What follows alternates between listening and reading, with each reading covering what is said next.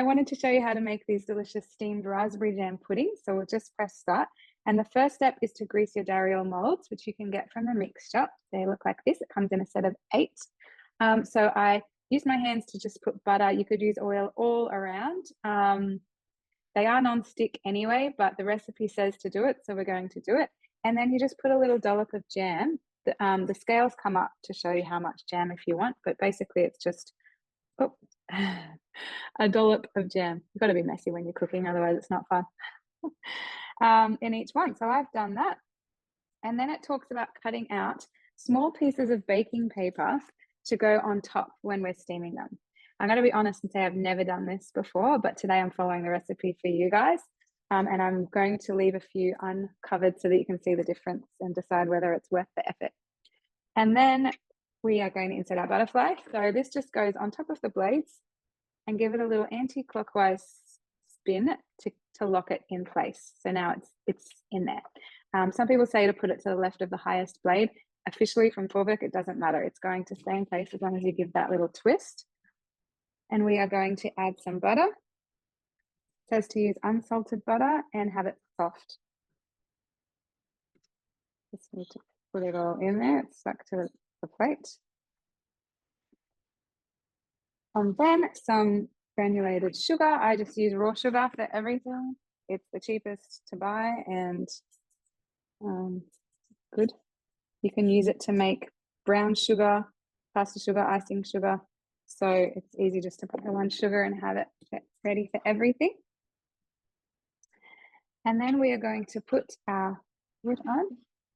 I'm going to need a measure cup. There it is. And whip that for 1 minute on speed 3. Okay, that has finished. And I'll show you what we've got here. It's just been creaming nicely. And the next step is to scrape it down and do that again. We basically want that butter and sugar to really cream well together, which the Thermomix makes very easy. So do that again, another minute on speed 3. Okay, that has finished. So the next step, we are going to remove our butterfly.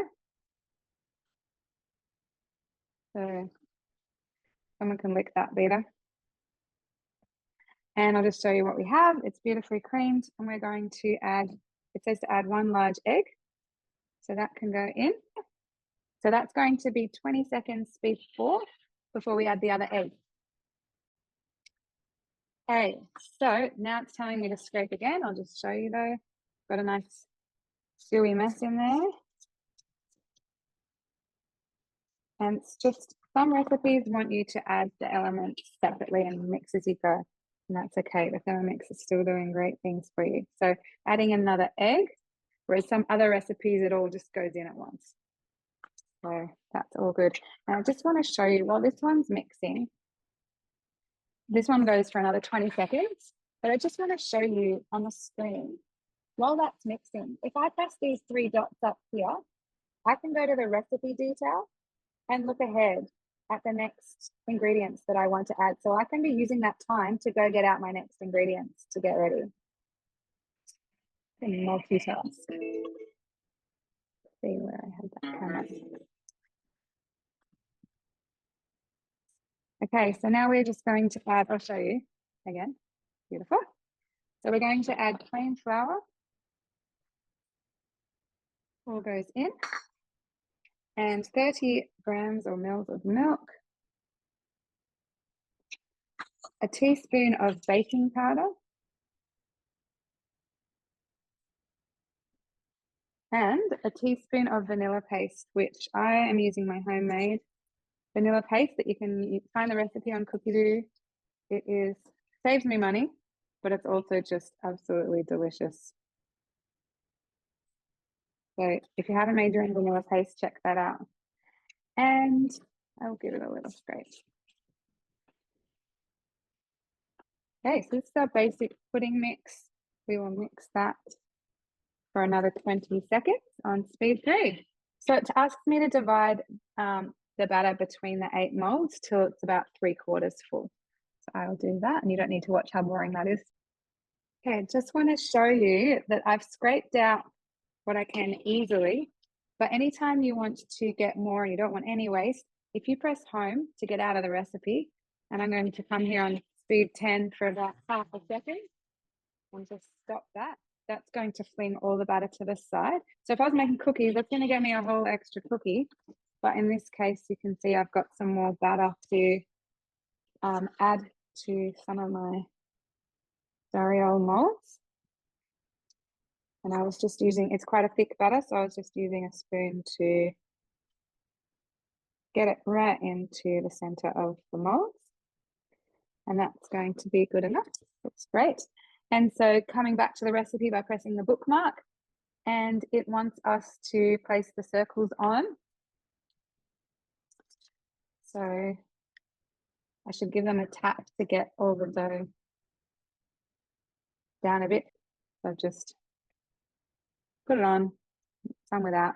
And then we are going to cover with foil. Again, they really want to protect these puddings. So I'm going to leave one completely uncovered so you really can see the difference.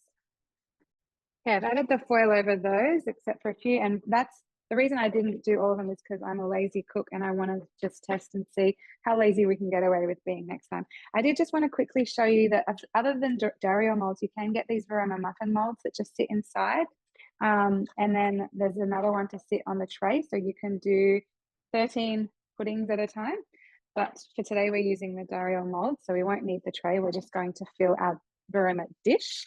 So just place them inside. And you don't need to clean your Thermomix bowl, although if you want to, you can, that's fine. Don't forget the uncovered one. And so we are just going to be adding in, sorry, one of the foils come off. Ooh. See, I'm used to just being quick in the kitchen. No, me fiddling around with that. So the recipe wants a litre of milk, of water obviously, because we're steaming these puddings. So and I have not washed the bowl, although you can give it a quick rinse if you want to. And so we put our lid on, add the varoma on top, and that is going to steam for 40 minutes on varoma on speed 1. I can put the lid on. So you can leave the kitchen or eat your dinner while dessert's cooking or whatever and come back in 40 minutes. Okay, these are done. So open the varoma lid away from you. Do it quickly so that all that condensation doesn't go away. And then we use that as a drip tray so it's not going all over the bench. And I can see there is a little bit of water on top of the foil. But anyway, I'll just pick it out and show you. So the one that wasn't covered has not baked flat. So you can see that's probably the reason why you need to cover them. But it still looks delicious. So yeah, just take the foil off, take the paper off, and then just unmold it. Just giving it a bit of a squeeze all around, up on top. And there we have it. A raspberry jam steamed pudding. And I do want to show you the one that didn't have baking paper, just to see if that made a difference at all. And yeah, no, I think it looks just as good as the ones that did have baking paper. So I'm just, sorry, can't see what I'm doing. I'm just squeezing all around and pushing on the top. So good. There you go, steamed raspberry jam puddings.